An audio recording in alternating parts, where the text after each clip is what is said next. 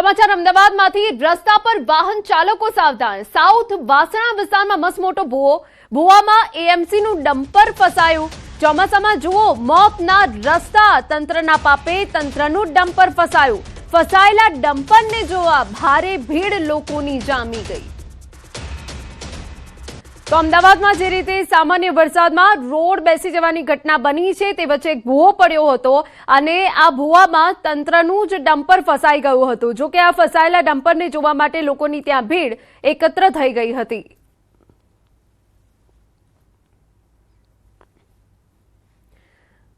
વલસાડ જિલ્લાના ઉપરવાસમાં ધોધમાર વરસાદ। ભારે વરસાદથી જિલ્લાની તમામ નદી નાળાઓ તોફાની સ્વરૂપે।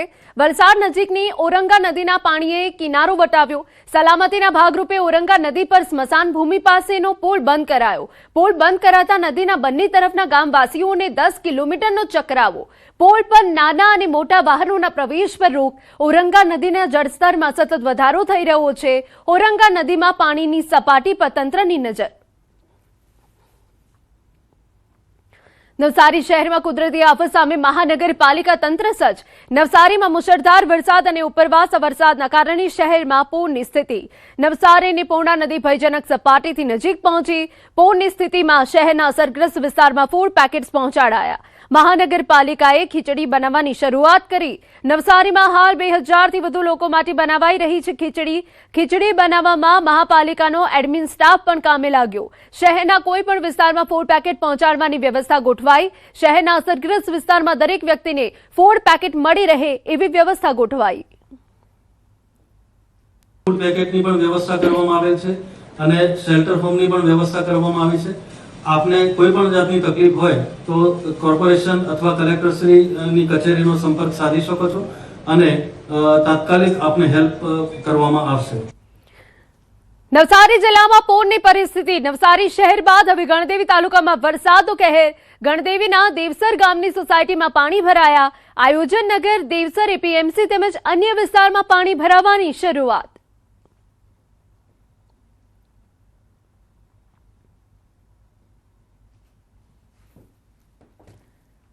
મહેસાણા શહેરમાં વિકાસના નામે પ્રજાને હાલાકી ભોગવવાનો વારો આવ્યો છે। મનપાના આઇકોનિક રોડ પ્રોજેક્ટ હેઠળ મોઢેરા 4 રસ્તાથી બહુચરાજી રોડ પર આવેલું બસ પિકઅપ સ્ટેન્ડ તોડી પાડવામાં આવ્યું, પરંતુ મુસાફરો માટે કોઈ વૈકલ્પિક વ્યવસ્થા કરવામાં આવી નથી, જેના કારણે ચોમાસાની ઋતુમાં બસની રાહ જોતા મુસાફરોને ખુલ્લામાં ઉભા રહેવાની ફરજ પડી રહી છે।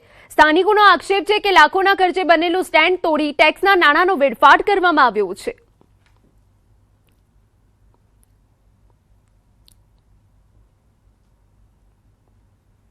અહીંયા ખૂબ તકલીફ, એક તો સ્કૂલના નિશાળીયાને બહુ તકલીફ પડે છે।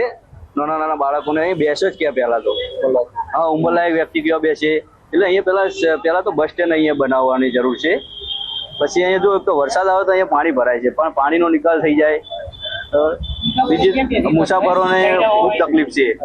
એ તોય પણ ભયંકર તકલીફ પડે કે દુકાન ઓઠું લેવું પડે, જવું પડે, બસમાં મળે નહીં, સાધન મળે નહીં, એવી ખૂબ તકલીફ પડે। બરોબર, તો આવું રાધનપુર ચોકડી જેવું બનાવ્યું છે એવું મોઢેરા ચોકડી 2 દિવસ સુધી બનાવો એવી માંગ ઉઠી, એવી આવી જાહેર જનતાની વિનંતી કરવામાં આવે। અત્યારે વરસાદની સિઝન છે, ઉનાળાની સિઝનમાં મુસાફરો જઈને બેસવાનું હોય તો ક્યાં આગળ બેસે? કોઈને પણ બસની રાહ દેખવા માટે ત્યાં આગળ મુસાફરોને ખૂબ જ તકલીફ પડે એવી વ્યવસ્થા ઊભી કરેલી છે। આઇકોનિક રોડના નામે મહેસાણા મહાનગરપાલિકાના પ્રજાના પૈસાનો દુરુપયોગ થતો હોય એવું આ સ્પષ્ટ દેખાઈ રહ્યું છે। જૂનાગઢ જિલ્લાના માળિયાહાટીના પંથકમાં ભારે વરસાદ બાદ ખેડૂતોની મુશ્કેલી વધી। પીખોર ગામ પાસેથી પસાર થતી નોડી નદીમાં આવેલા પૂરના કારણે પુલની બાજુનો રસ્તો ધોવાઈ ગયો, જેના કારણે ખેડૂતો પોતાના ખેતરો સુધી પહોંચી શકતા નથી।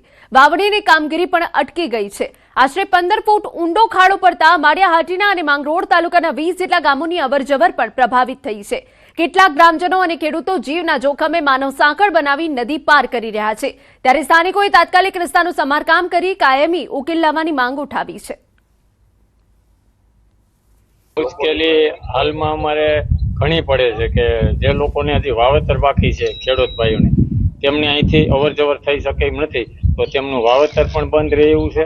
બીજા નંબરમાં જે ગામની આ નદીની ઓલી બાજુ જે ખેડૂતો લોકો વસવાટ કરે છે, એ વસવાટમાં અમારા ખેડૂત લોકોને ગામની અંદર અવરજવર થઈ શકતી નથી। અમારા અહીંયા 60-70 ખેડૂત છે, અમે એને માટે આ પુલ બનાવી દીધેલ છે નોરી નદી માટે, અટાણે તૂટી ગયું એટલે જવા આવવા માટે બહુ મુશ્કેલી વાળું છે. એટલે અમે સરકારમાં માંગણી એટલી જ કરીએ કે આ રસ્તાનો અમને તાત્કાલિક કરે. એમ તો અમારે માળિયા, માંગરોળ ને ઓછામાં ઓછા 20 ગામ માટે આ ત્રણ રસ્તો છે. સમાચાર જૂનાગઢમાંથી. માંગરોળમાં જળબંબાકાર બાદ સ્થિતિ સામાન્ય. 4 દિવસ બાદ સોસાયટીઓમાંથી પાણી ઉતર્યા. બંદર નજીક સાગર સોસાયટીમાં પાણી ભરાયા હતા. 5 પમ્પિંગ મશીનોથી પાણી નિકાલની કામગીરી કરાઈ. પાણી ભરાવાના કારણે લોકોના માલ સામાનને નુકસાન. નુકસાની સર્વે અને સહાય માટે લોકોની માંગ. છેલ્લા 3 થી 4 દિવસથી 24 કલાક 5 વોટર સક્શન પંપ 2 કેશોદથી મોકલવામાં આવેલા છે. 1000 ફૂટથી પણ વધારે પાઇપ દ્વારા અને 50 જણાથી પણ વધારે લોકોની ટીમ અને સ્થાનિક લોકોની મદદથી અત્યારે બંદરમાં સાગર સોસાયટી જે વિસ્તાર છે ત્યાંથી પાણી ખેંચવાની પ્રોસેસ ચાલુ હતી. હાલના રિપોર્ટ પ્રમાણે તમામ સોસાયટીઓમાંથી પાણી ઉતરી ગયા છે. સાગર સોસાયટીમાં ઘરોમાં પાણી ભરાઈ ગયા છે અને લોકોનું ખૂબ મોટા પાયે નુકસાન થયેલું છે. બધાના ઘરમાં અનાજ, ઇલેક્ટ્રિક સામાન ને ખૂબ નુકસાન થયું છે. અહીંયા 3 દિવસથી તંત્ર અને સમાજ સાથે રહી અને ખૂબ મહેનત કરી અને અહીંયાથી પાણી કાઢવાની મહેનત કરી રહ્યું છે. હાલ આપ જોઈ રહ્યા છો, તંત્રએ અમને મદદ 100% કરી છે. આ પાણીના પંપો જેટલા પણ ચાલે છે, અમારા મામલતદાર સાહેબ શ્રી, પ્રાંત અધિકારી સાહેબ, કલેક્ટર સાહેબે આ સગવડતા અમારા માટે જૂનાગઢથી પણ મોકલાવ્યા છે પંપો. એનાથી અમે મેક્સિમમ પાણી કાઢવાનો પ્રયત્ન કરી રહ્યા છીએ. 2 હાથ જોડીને નમ્ર વિનંતી છે કે આ વખતે અમારા લોકોને જે આ નુકસાન થયું છે હાથ ખોરાકીનું, અનાજનું, એનું સર્વે કરાવી અને એમને યોગ્ય વળતર ચૂકવે એવી મારી નમ્ર વિનંતી છે. વડોદરાના સાવલીના જૂના સમલાયા ગામમાં કેમિકલ યુક્ત પાણી છોડાયું. સ્થાનિકોનો આક્ષેપ છે કે વરસાદી આડમાં ખાડામાં કેમિકલ મિશ્રિત પાણી છોડવામાં આવ્યું, જેના કારણે ખાડાનું પાણી લાલ રંગનું જોવા મળતા ગ્રામજનોમાં ચિંતા અને રોષ છે. ગ્રામજનોએ આક્ષેપ કર્યો છે કે ફરી એકવાર કેમિકલ માફિયાઓ સક્રિય થયા છે અને મિની નદી વિસ્તાર પ્રદૂષિત થવાની ભીતિ વ્યક્ત કરી છે, જેના કારણે પશુધન, ખેતી અને પર્યાવરણને નુકસાન થવાની આશંકા પણ વ્યક્ત કરવામાં આવી રહી છે. ગ્રામજનોએ સ્થળ પરથી પાણીના નમૂના લઈ તપાસ કરવા તેમજ જવાબદાર તત્વો સામે કડક કાર્યવાહી કરવાની માંગ કરી છે. અગાઉ પણ આ વિસ્તારમાં કેમિકલ પ્રદૂષણના આક્ષેપો સામે આવ્યા હતા. હવે સંબંધિત વિભાગ તાત્કાલિક તપાસ કરે તેવી માંગ ઉઠી છે. એ નદીના ક્યાંથી પાણી આવે છે તે ચેક કરવા માટે આવ્યા તો અમને ખબર પડી અહીંયા કે એક કેમિકલ કંપનીની નજીકમાં ઘણો મોટો એવો ખાડો છે અને એ ખાડાની અંદર કેમિકલ ઠલવાયેલું છે અને એ કાચના જરીએ ત્યાં લિટરલી ભૂંગળા દેખાઈ રહ્યા છે કે ભૂંગળામાંથી કેમિકલ યુક્ત પાણી આવી રહ્યું છે. બપોરે કલેક્ટર ઓફિસે જઈને આવેદનપત્ર આપીશું અને રજૂઆત કડકપણે રીતે કરીશું અને ઉગ્ર આંદોલન પણ અમે કરીશું. આ કેમિકલ છોડ્યું છે ત્યાં કેમિકલ બંધ કરો, અમારી ભેંસો મરી જશે એની જવાબદારી કોણ લેજે? અને અમારે નદીની નજીક જ ઘર છે એટલે અમારે કામ હેરેને જ જવાનું. તે અમે ભેંસો લઈને જઈએ છીએ નદીની કિનારે, તારીએ છે પાણી પીવે એની જવાબદારી કોણ રાખે છે? બરાબર, આ કેમિકલ કોને છોડ્યું છે? અમદાવાદમાં એએમસીના મક્તમપુરા બોર્ડ ઓફિસ ખાતે મોટી સંખ્યામાં સ્થાનિકોએ હલ્લાબોલ કર્યો. વરસાદી પાણીના નિકાલ, જર્જરિત રોડ રસ્તા, ડ્રેનેજ લાઇન અને કેચપીટની સફાઈ સહિતના મુદ્દે લોકોએ વિરોધ નોંધાવ્યો. મહિલાઓ બેનરો અને પાણીના માટલા સાથે રેલી સ્વરૂપે બોર્ડ ઓફિસે પહોંચી હતી અને માટલા ફોડી અનોખો વિરોધ પણ કર્યો હતો. સ્થાનિકોનો આક્ષેપ છે કે નેશનલ હાઈવેનો રોડ ઊંચો થતા વરસાદી પાણીનો યોગ્ય નિકાલ થતો નથી. એટલું જ નહીં, પીવાના પાણીમાં ગંદુ પાણી ભળી જતો હોવાથી નલ સે જલ યોજના હોવા છતાં નિયમિત પાણી ન મળતું હોવાની ફરિયાદ છે.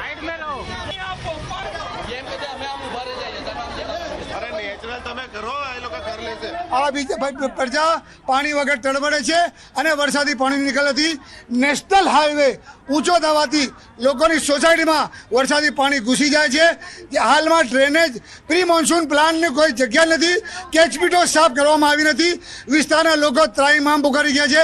અત્યારે તો થોડું વરસાદ આવ્યું છે એમાં લોકો પરેશાન છે. આવનાર સમયમાં લોકોના ઘરમાં પાણી હશે. તમામ જવાબદારી અમદાવાદ મ્યુનિસિપલ કોર્પોરેશનની હશે. ઘણા સમયથી અમે લોકો માંગ કરી રહ્યા છે. જુવાપુરામાં પાણી નથી. અમે હાઈકોર્ટમાં પણ ગયા છે. હાઈકોર્ટમાં એએમસીએ લખીને એફિડેવિટ કરીને આપ્યું છે કે પ્રાથમિક સુવિધાઓ આપીશું, તે છતાં પણ અમને પાણી આપવામાં નથી આવતું. ડ્રેનેજો સાફ કરવામાં નથી આવતી. પબ્લિક ત્રાહિમામ થઈ ગઈ છે. તેથી આજે અમે રેલી કાઢી છે અને મટકા ફોડોનો પ્રોગ્રામ કર્યો હતો. जैसे कि एरिया वाइज दिखाया जाए तो जुहापुरा में अपना नगर सोसाइटी है, 10 से 15 सालों से वहाँ पे प्रॉब्लम चल रही है पानी की। फिर फतेहवाड़ी विस्तार है, रमजान पार्क है, अजीम पार्क 1, 2, 3, नूरे इलाही और नसीम पार्लर, ऐसे कई विस्तार है जहाँ पर पानी की सुविधा नहीं है। और जहाँ थोड़ा भी पानी आता है, सुबह में थोड़ा भी, तो वहाँ ऐसा आता है जो गटर में मिक्स हो जाता है, इतना गंदा पानी आता है वहाँ पर, और ये पानी कोई पी सकता नहीं है। जब દેવભૂમિ દ્વારકા જિલ્લાના કલ્યાણપુર પંથકમાંથી રાહતના સમાચાર સામે આવ્યા। કલ્યાણપુર તાલુકાના સૂર્યાવદર ગામની સીમમાં નિર્માણાધીન સાની ડેમનું કામ હવે અંતિમ તબક્કામાં પહોંચી લગભગ પૂર્ણ થઈ ગયું છે।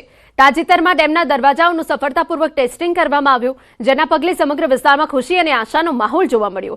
ચાલુ વર્ષે ડેમમાં અંદાજે 1700 MCFT જેટલો વરસાદી પાણીનો જળસંગ્રહ થવાની સંભાવના વ્યક્ત કરવામાં આવી રહી છે।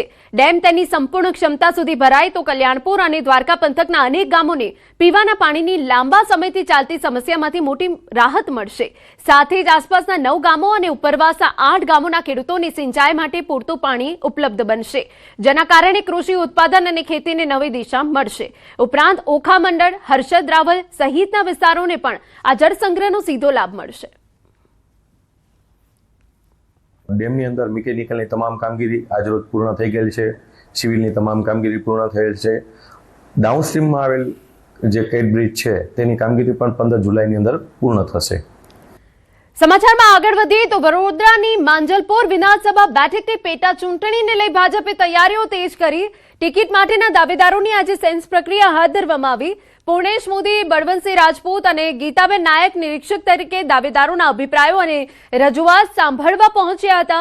ભાજપ કાર્યાલય ખાતે ટિકિટ મેળવવા મોટી સંખ્યામાં દાવેદારો ઉમટી પડ્યા હતા। માંજલપુર બેઠક ભાજપનો ગઢ માનવામાં આવતો હોવાથી ટિકિટ મેળવવા માટે ભારે રસાકસી જોવા મળી રહી છે। હવે પાર્ટી હાઈકમાન્ડ કોના નામ પર મહોર લગાવે છે તેના પર સૌની નજર। हमारा सीनियर આગેવાન માંજલપુર વિધાનસભાનું પ્રતિનિધિત્વ કરતા યોગેશભાઈ પટેલ જે દુઃખદ ઘટના ઘટી છે, એમનું નિધન થયું અને એ ખાલી પડેલી બેઠક ઉપર જે જાહેરનામું બહાર પડ્યું છે એ અનુસંધાને ભારતીય જનતા પાર્ટી કમલમ કાર્યાલય મુકામે આજે જે કે અપેક્ષિત શ્રેણી અને જે ઈચ્છુક ઉમેદવાર અને સિનિયર આગેવાન આ બધાને સાંભળીશું અને સાંભળીને આખો અહેવાલ પાર્લામેન્ટરી બોર્ડમાં રજૂ કરીશું। આગામી રથયાત્રાને લઈને આજે એકતા સમિતિની બેઠક યોજાઈ, જેમાં mayor Hitesh Barot, police commissioner Anupamsinh Gehlot તેમજ મનપાના પદાધિકારીઓ અને અધિકારીઓ હાજર રહ્યા। બેઠકમાં રથયાત્રાનું સુવ્યવસ્થિત અને શાંતિપૂર્ણ આયોજન, વિવિધ વ્યવસ્થાઓ તેમજ સલામતીના મુદ્દાઓ પર ચર્ચા કરવામાં આવી। પોલીસ કમિશનરે જણાવ્યું કે કોર્પોરેશન દ્વારા જરૂરી તમામ તૈયારીઓ કરવામાં આવી રહી છે। ખાસ કરીને હાથીઓને ડીજેના અવાજથી કોઈ તકલીફ ન થાય તે માટે તેઓ પસાર થાય ત્યારે ડીજે બંધ રાખવાની